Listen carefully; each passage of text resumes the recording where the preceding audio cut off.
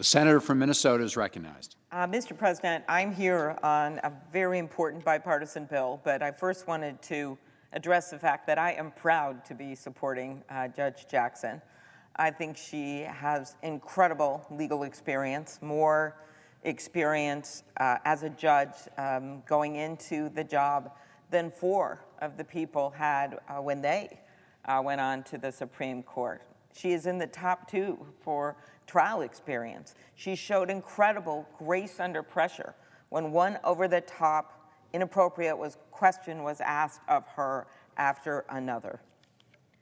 She will be walking into that Supreme Court with her head held high, and she is going to be confirmed this next week. And as I said, I'll speak more to this later. I spoke a lot about it in the Judiciary Committee, but she's going to be a great Supreme Court justice.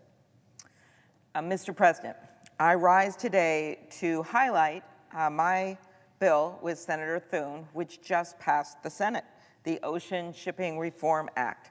We worked for months together on this bill to come to an agreement. We did everything right and got co-sponsors on both sides of the aisle. I particularly want to thank Boz, my staff member on the Commerce Committee, who did such a great job in working on this. And I also want to thank Senators Cantwell and Wicker for their support of the bill as the chair and ranking member on the Commerce Committee. We worked together on some changes to the bill, and I appreciated their input. As U.S. Senators representing Minnesota and South Dakota, Senator Thune and I know how crucial it is for American businesses to be able to export throughout the country and across the globe. American farmers feed the world, and consumers and businesses look to them for in-demand agricultural goods like soybeans, corn, dairy, poultry, pork, and beef, just to name a few. And American manufacturers support so many of the essential parts and products that fill our homes, business, and store shelves. And as I look at our economy as we come out of this economic downturn, we must be an economy and a country that makes stuff, that invents things, that exports to the world. And no matter how much American ingenuity we have, and there is a lot of it, if ships owned by foreign interests are going to other countries with empty containers and exporting nothing but air, and then come to our country filled with foreign goods, that is not exactly an even playing field. As the past 2 years have highlighted, significant supply chain disruptions and vulnerabilities have occurred. There are many answers here, one of them being workforce, one of them being port infrastructure and rail infrastructure and the like. But what we have seen when it comes to shipping, and I'm so glad my colleague from South Dakota has joined me here on the floor, what we have seen in the middle of the country where people are pretty sensible, all of a sudden they're looking at this and they see the price of shipping containers increase by 4 times in just 2 years. 4 times. That's not normal. We have also heard from U.S. companies that they have only been able to ship 60% of their orders because they can't access the shipping containers. At the same time, these ocean carriers, almost all foreign-owned, have reported record profits. It's estimated that the container shipping industry made a record $190 billion in profits in 2021, a 7-fold increase from the previous year. Their financial performance isn't a result of improved performance when our manufacturers and farmers can't ship out their goods. No, they are fleecing consumers and exporters because they know they can get away with it. And this is all while exporters and consumers are literally paying the price for the supply chain disruptions caused by unreliable service. We need to get exports to those who need them. But it's plainly obvious that the ocean carriers are prioritizing non-American shipments at the expense of both American exporters, as in manufacturers, so many of them in Minnesota and South Dakota, as Senator Thune know, being small businesses, as well as farmers and American consumers. It isn't sustainable and it isn't acceptable. We can't let ocean carriers slow down our supply chain while shaking down our American businesses and farmers for their own profit. That's why we introduced the Ocean Shipping Reform Act. It just passed the Senate. Our bill protects American farmers and manufacturers by making it easier for them to ship ready-to-export goods waiting at our ports. Our bill aims to level the playing field for American exporters by updating the federal rules for the global shipping industry. It will give the Federal Maritime Commission greater authority to regulate harmful practices by these big international carriers. It directs the Federal Maritime Commission to issue a rule prohibiting international ocean carriers from unreasonably declining shipping opportunities for U.S. exports. This will make it harder for them to leave our products behind, just sitting there at a port, in favor of shipping over to China, sailing over to China, and then bringing their products back to us. In addition to giving the FMC more authority to investigate bad practices by ocean carriers, the bill also directs the Federal Maritime Commission to set new rules for what the international carrier companies can reasonably charge and require them to certify and ultimately prove that the fees that they charge are fair. As rates continue to climb, this is more urgent than ever. And I personally believe that even before this rule goes into effect, the fact that we passed this unanimously in the U.S. Senate sent a pretty strong shot against the bow, because there is so much more we could do and we will do if this practice continues. As I was working on this bill with Senator Thune, I heard about exporters who wanted to speak out against these predatory practices, but were scared into silence because they feared that the ocean carriers would retaliate. That's why our bill includes strong anti-retaliation protections for shippers. In short, this bipartisan legislation says to the foreign-owned shipping alliances, charge fair prices, stop profiting off our backs, and fill your empty crates with American-made products. Senator Thune and I have a bipartisan group of 29 co-sponsors representing a variety of regions. Senator Cantwell, Wicker, Baldwin, Hoeven, Stabenow, Marshall, Peters, Moran, Blumenthal, Young, Kelly, Crapo, Smith of Minnesota, Blackburn, Booker, Ernst, Cortez Masto, the presiding officer, Braun, Warnock, Risch, Bennett, Kramer, Wyden, Blunt, Van Hollen, Bozeman, Fisher, Padilla, and Hickenlooper. The legislation earned the endorsement of the American Association of Port Authorities, which represents more than 130 port authorities across North and South America, including my own Port of Duluth. This bill is also endorsed by more than 100 organizations, including the Agriculture Transportation Coalition, the National Retail Federation, the American Trucking Association, and the Consumer Technology Association. I also want to mention the House leaders on this bill, Representatives John Garamendi and Dusty Johnson of South Dakota, whose companion legislation has already passed the House. I see this as a truly bipartisan solution to a problem that's impacting millions of Americans, and a great example of what's possible when we work together. I want to congratulate Senator Thune for his great leadership. He may be a bit taller than me, but we have worked together on many, many things across our borders. Thank you. Republican Whip. Madam President, let me just join my friend and colleague and neighbor from across the border, Senator Klobuchar, in just acknowledging the passage of something that's really important. And credit to her staff, who I know worked tirelessly on this, and members of my staff, in particular Chance Costello, who worked tirelessly trying to find that common ground and thread the needle to get this done in a way that would expedite its passage here in the Senate. And as Senator Klobuchar pointed out, the leadership on the Commerce Committee, Senators Cantwell and Wicker, and their staffs also were instrumental in helping us get this across the finish line. But as Senator Klobuchar pointed out, I think this is a good example of how, if you are willing to keep grinding and keep working at it, you can come up with solutions that are bipartisan and solutions that really get at problems that we're facing in this country. And I don't think anybody would argue that we have a supply chain crisis in America. It's heightened the importance of addressing some of these shipping challenges.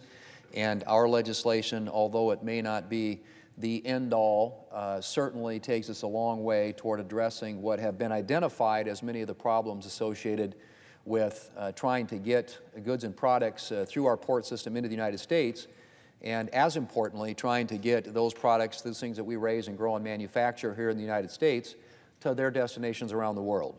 And there have been lots of examples which have been, Senator Klobuchar has alluded to, that she and I and our staffs have in visiting with stakeholders out there, people who are impacted by these bottlenecks that exist today. As we've listened to them, much of that input and feedback is incorporated into this legislation. So it does take strong measures to help tackle supply chain slowdowns, and it does level the playing field for American exporters, including South Dakota ag producers. And it does this in several ways, and she's covered it well, but let me just briefly touch on a couple of things. It does this by giving the FMC, or the Federal Maritime Commission, new authorities to crack down on unfair ocean carrier practices, whether that's a refusal to carry certain cargoes or discrimination against certain commodities for export.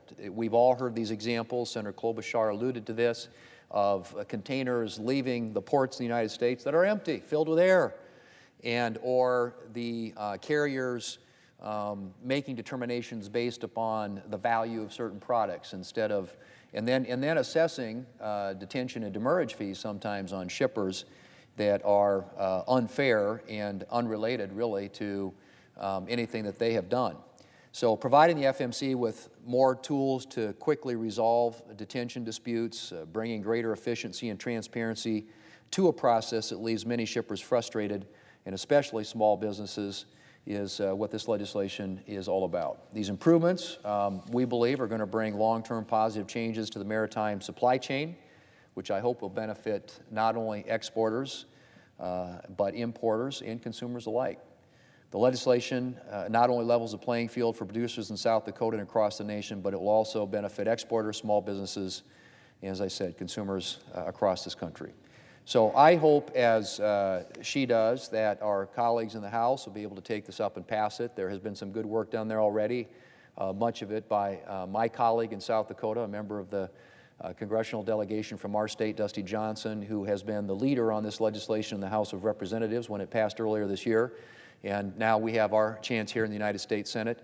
And it is a product of a tremendous amount of work. Senator Klobuchar's staff and my staff spent not weeks but months negotiating, and there are always disagreements, there are always differences, and then of course when you present it to the rest of our colleagues on the Senate Commerce Committee, they have their ideas, unique ideas about things that they want to fix and change and make better. And so we went through that process, but ultimately when we brought it up for consideration in front of the Senate Commerce Committee, there were some amendments that were offered and voted on. People got a chance to have their voices heard. A lot of the ideas that people had were incorporated into the base text. But ultimately, when it was voted out of the Senate Commerce, Science, and Transportation Committee unanimously.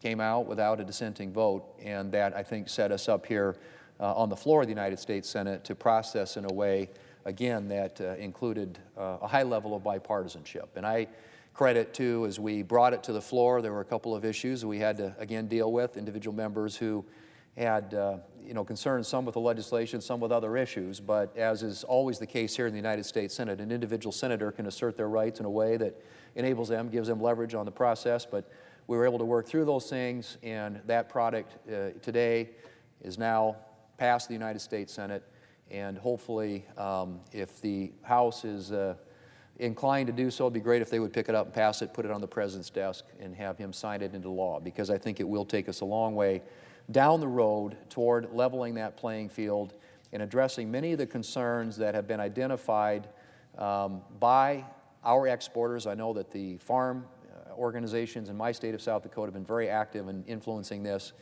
very concerned about the bottlenecks in their ability to reach export destinations in a way that allows them to maximize their profitability, and in doing so, increase the prosperity of people all across the Midwest and states that we represent, where agriculture is the #1 industry. So congrats to those who worked on this, again, to the staff who've labored, and to my colleague from Minnesota. And this is not the first time we've collaborated on issues. We share not only a border, but obviously a lot of commonality in terms of the issues that impact our states.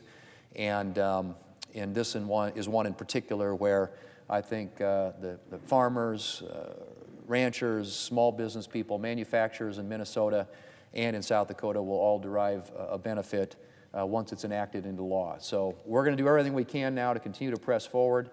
We've gotten it this far. We need to now get some additional action by the House of Representatives, whether that's, I'm not sure exactly what that looks like, whether that's going to conference with them. Preferably, obviously, they pick up and pass this bill, put it on the President's desk, and turn it into law.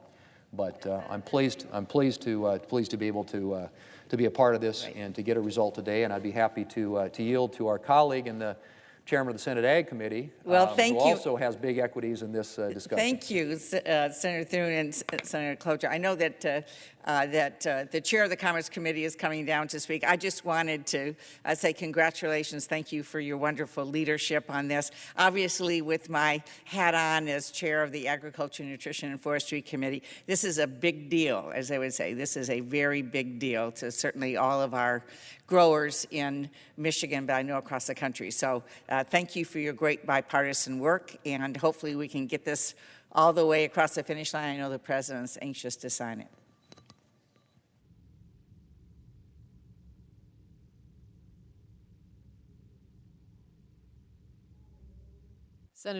Senator from Washington.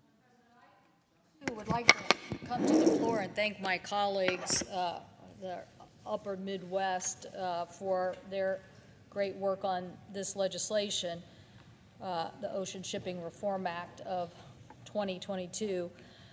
Our colleagues from the Upper Midwest know how important agricultural products are, and they know how important it is for them to reach their destination. And the fact that Senator Thune was the previous chair of the Commerce Committee, knows all too well about how products can get boxed out because of other products on the rails.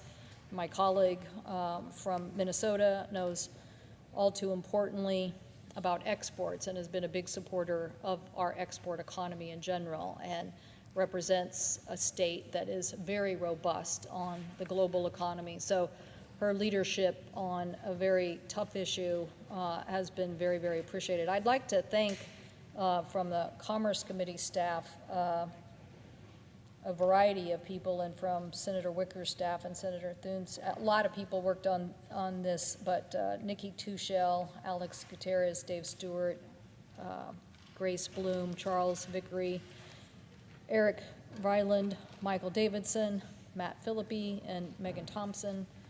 And from Senator Wicker's staff, Andrew Neely, Fern Gibson, Brendan Gavin, Paul Wasik, Kyle Fields, and from Senator Klobuchar's staff, obviously Boz Solis couldn't have done it without all his hard work. He's really the guy behind this, and Senator Thune's staff, Chance Costello, and certainly Rob Hickman from Senator Schumer's staff.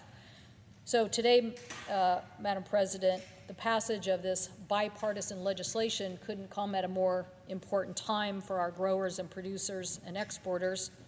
That is, today we're saying that American farmers matter and their survival matters more than the exorbitant profit of international shipping companies. That's what we really tried to tackle in this legislation as our two colleagues brought forth this legislation in record time. It was passed in the House of Representatives, led by Congressman Garamendi and Congressman Johnson. And the two of those passed that in December, and our colleagues got this bill here in the Senate in February, and we were able to pass it now here at the very end of March. So I thank, again, our two colleagues, Senator Klobuchar for her leadership and Senator Thune for getting this done so quickly. So literally introduced in February and passed in March. I hope it's an example of what we can do on other legislation that's affecting our supply chain. Our economy is built on trading goods in a timely manner and our partnerships from all over the world. As the CEO of Anderson, Hay and Grain in Washington said, quote, "The agriculture economy in our region does not work if we don't have competitive access to world markets. And right now, the supply chain isn't working. Our ports have been clogged, shipping companies have struggled to keep up with demand, and the cost of American exporters who are trying to get hay and milk and apples to the global market have gone through the roof. It is hurting our consumers here at home as they see prices increase, and it's hurting our exporters when they are looking at products that they are trying to get to market. American exporters are being charged more and more for containers, and due to shipping delays that are really out of their control. To increase these costs, but basically consumers are paying more, and our exporters are having a tough time getting their products to market. According to the Freight Index, by September 2021, shipping container had gone from $1,300 a container to $11,000 a container.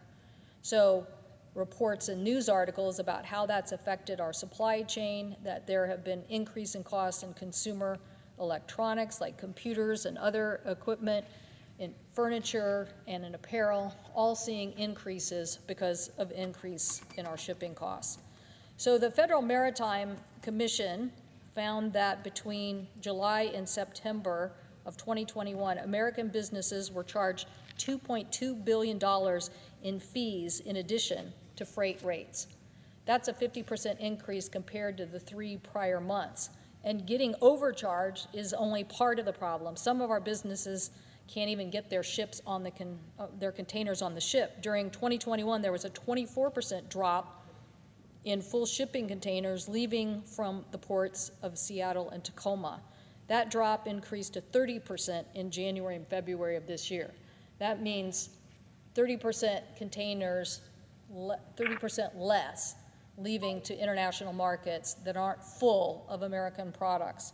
American exporters and their products are being left on the docks, and that's why we wanted to act quickly, because the American farmer with growing season upon us can't afford to wait another minute for the Federal Maritime Commission to do its job and help police this market and make sure that our products and our farmers are not being overcharged or left on the dock. The Washington State Potato Commission reported an 11% decrease in exports from 2019, and according to Dairy Gold, American dairy producers lost $1.5 billion last year due to port congestion and related challenges. So all of this means that getting this legislation onto the President's desk could not be more important. That's why we acted fast in moving this legislation today to give the first reforms to the Federal Maritime Commission in 2 decades. Those new tools given to the Commission are to increase the rules to prevent American products from being left on the docks, increasing transparency so that the fees that shippers are charged are known and can't be overcharged, and 3, preventing the shipping companies from retaliating against our local American businesses. These 3 changes are significant changes to the authority, and the committee made sure in the changes to the legislation that these new rules need to be in place in the next few months. We cannot continue to wait for those rules to take place until next year. They need to be done now. That is why the Commerce Committee, I'm sure, will work in a bipartisan fashion to see the implementation of this law and to make sure that the Commission is aggressive in going after the exorbitant fees that are being charged by these international shipping companies. It's a huge task. The Commission is charged with regulating a $14 trillion international shipping industry. But this industry has done nothing but become more concentrated in the last several decades. So as the supply chain challenges unfolded, it's clear that the Commission is left trying to rein in the practices of 5 very large international companies. That's why we had to act fast, and we had to be aggressive at making sure the Federal Maritime Commission would work to put rules in place that will help American ag exporters and help protect American consumers. Again, I thank my colleagues for their great work on this legislation. The state of Washington desperately needed to see the Federal Maritime Commission reform. I'm proud to say that we were able to get a new Federal Maritime Commissioner, Max Vekich, who I think will officially be sworn in soon, from the state of Washington, who's been working on the docks for 40 years. He knows what it takes to move product. But he also knows that we need aggressive action by the Federal Maritime Commission to protect all of us from these exorbitant shipping costs and to help us in making sure that products like good American exporters, like our apples and hay and wheat, are not left on any dock, but reach their destination to foreign markets. I thank the President, and I yield the floor. Madam President, Senator from Michigan. before the remarks I want to give a shout out again to our great leader, the chair of the Commerce Committee, Senator Cantwell. I don't know if this is a record, Senator Cantwell, but you moved this bill so fast through the committee, it's amazing. And it's just building on the great work of the committee with the Innovation and Competition Act and so on. And again, on behalf of all the farmers in Michigan and across the country, this is a really important legislation. And Madam President, as the pandemic began, Congress, on a bipartisan basis, made sure our schools and our summer meal programs had easy-to-use flexibilities so they could continue to feed hungry children who were no longer physically in school or no longer able to go to a meal site in the summer because of COVID. Now, all across America now, because of a lot of hard work on a lot of people's part, our kids are now back in school, which is great. But 90% of our schools are still struggling to provide children healthy food as a result of higher food prices, less available staff, and more supply chain delays and shortages that we know about all the time. In fact, part of that relates to this bill that was just passed on shipping. I mean, this is part of the supply chain breakdowns that has affected the ability for our schools to be able to get what they need for our children. And so we've got 90%, all that then read across the country of the states are saying we need these flexibilities that have been in place since the very beginning of COVID. We've extended the flexibilities before, and they need them to continue to be able to feed children in our country. School cafeterias, summer meal providers, everybody is working as hard as they can to get back to normal. But they need time to transition so our children aren't hurt in the process. The USDA, school administrators, local mayors, even school food suppliers themselves have said they need these flexibilities to continue for another year. So, back in January, the Agricultural Secretary Vilsack, called on Congress to once again extend what we call the nutrition waivers so that schools and meal providers have the flexibility they need to feed children, to feed hungry children who may have their only meal at school, or their only breakfast, their only lunch at school, or in the summer through the feeding programs. And we had been working in good faith, as we always do, across the aisle to make this extension happen. And we were working on having that happen as part of the omnibus. So it was a real shock to me and to many other senators who care deeply about this, care deeply about our children, when Republican leader McConnell refused to agree to extending the school nutrition flexibilities as part of the omnibus bill that we just passed, that we know was critically important to pass. We didn't want the government to shut down. We had essential critical resources for Ukraine, there's so many other issues, but our kids were left behind on this one.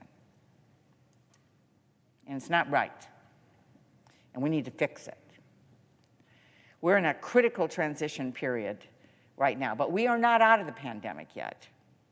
Without having these flexibilities extended, without this support, up to 30 million children who get their food, their only healthy meals at school, will see their breakfast and lunch disrupted.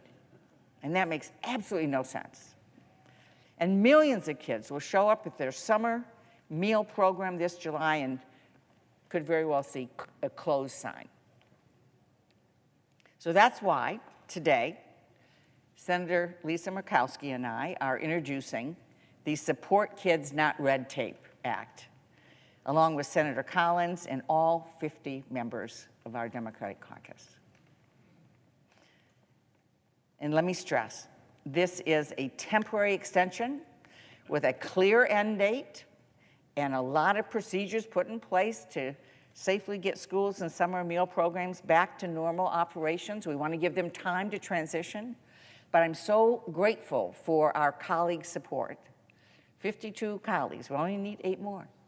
They only need 8 Republicans more to join us and get this done right away, just like we did the shipping bill. But our schools need time, our kids need time right now, rather than having this abruptly end January 30th, which is not very far away. So let's be clear, to abruptly pull the lunch tray away from hungry kids at the end of June is just plain wrong. Since the pandemic started in March 2020, food insecurity for families and their children has jumped by nearly 2/3. We all know the stories, we've all seen the lines. People across the country engaging to support each other. 1 in 5 kids come to school hungry, and school and summer programs may be the only meal that they get. And during the pandemic, it was even worse. And now, because of all the challenges continuing, we're not out of the woods on this yet in terms of feeding our children. So how have these flexibilities helped our children be able to get healthy meals? One example is in Rapid City, South Dakota, where the local school district has partnered with Meals on Wheels in the summer to deliver meals to where the kids are. Make sense? This has been a lifesaver for hungry children in their rural community who had no way to get to the one school meal site that was miles and miles away. In Arkansas, the food insecurity rate among children skyrocketed to over 32% during the pandemic. 32% of the children being food insecure, not being able to have a healthy meal.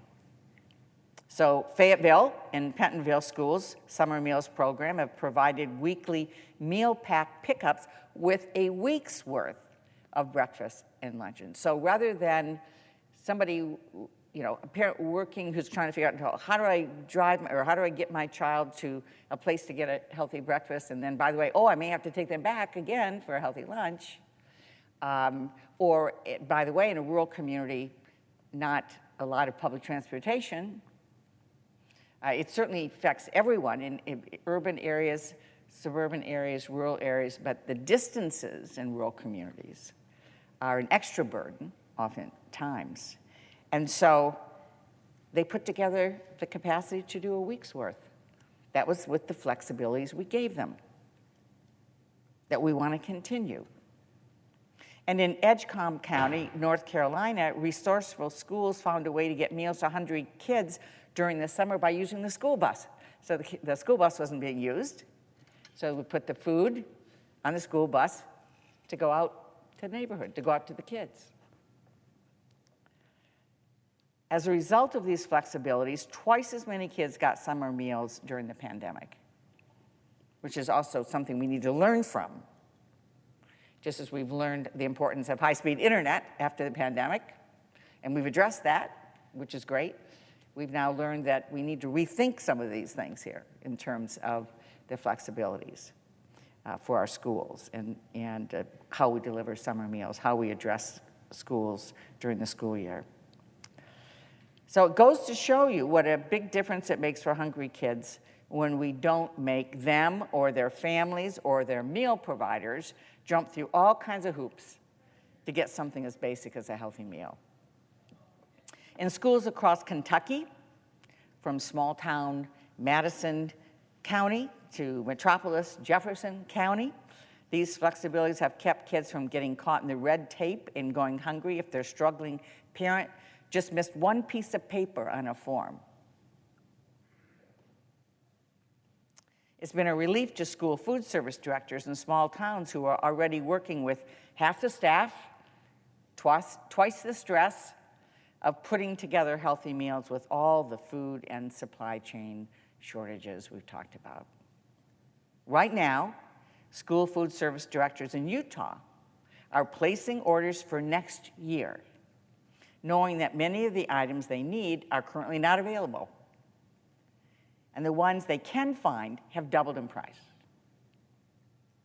The flexibilities and increased funding to deal with these costs, the things we have given them to deal with this, have made it possible to make substitutions when basic items like ground beef's not available or fruit's not available, to be able to put together something healthy in a different way. Losing these flexibilities will cut their budgets by 40% and force meal providers to make pretty dire choices on which children to feed and how schools are going to pay for it. Without our bill to support kids and cut red tape, all of these desperately needed flexibilities are going to go away the end of June. They're just going to go away.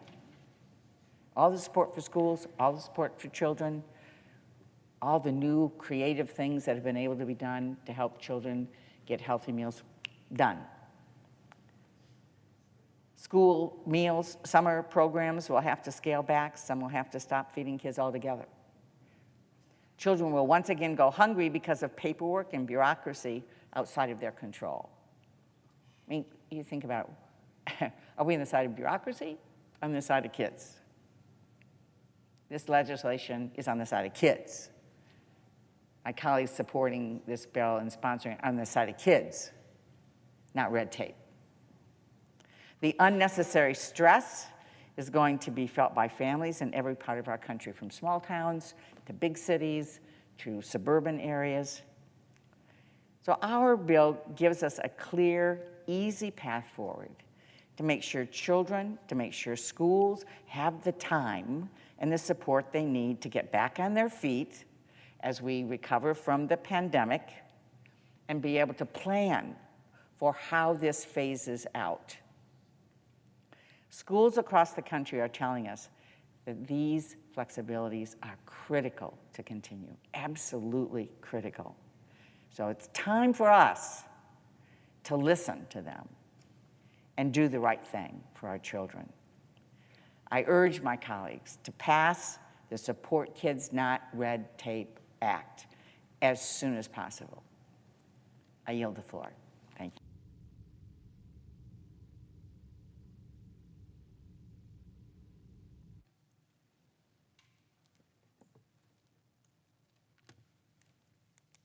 Madam President.